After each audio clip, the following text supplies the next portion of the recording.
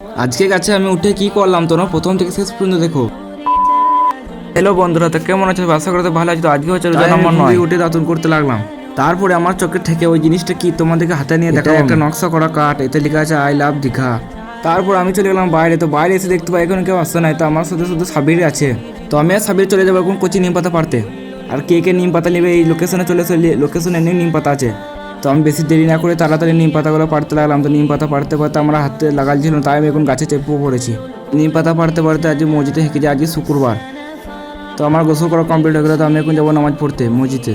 তো আমার এখন নামাজ পড়া কমপ্লিট হয়ে গেছে। তো আমি এখন যাবো বাড়ি এসে আমি ভিডিও এডিট করতে লাগলাম। ভিডিও এডিটিং করতে করতে আমার ঘুম চলে এলো। তো আমি শুয়ে পড়লাম। 1 ঘন্টা ঘুমানোর পর আসর নামাজটা কমপ্লিট করে আমি আমার বন্ধুরা মিলে যাবো এখন রাস্তা দিয়ে একটু ঘুরতে। তো আমরা এখন ভিউ দেখতে দেখতে প্রায় মাঠের কাছাকাছি চলে এসেছি। ওখানে ছবি তোলার পর আমরা এখন যাবো বাড়ি ইফতার করতে। তো বাড়ি এসে আমি ইফতারে বসে যাই। তো ইফতার আমার কমপ্লিট হয়ে গেলো। তো 9 নম্বর রোজাটা আলহামদুলিল্লাহ কমপ্লিট হয়ে গেলো। তো আবার দেখা হচ্ছে নেক্সট ভিডিওতে। নেক্সট ভিডিওর জন্য সাবস্ক্রাইব ফলো করে রাখো। বাই।